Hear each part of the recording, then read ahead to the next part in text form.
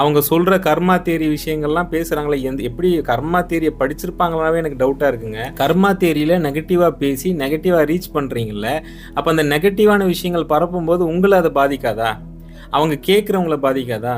கர்மா தேரி படிச்சவங்க அந்த மாதிரி பண்ணலாமா? வாஸ்து ரொம்ப சிம்பிளான விஷயங்க, எல்லாருமே கற்றுக்கலாம். அனுபவத்தோட கற்றுக்கிறதுக்கு தான் டைம் ரொம்ப ஆகும், புரியுதுங்களா?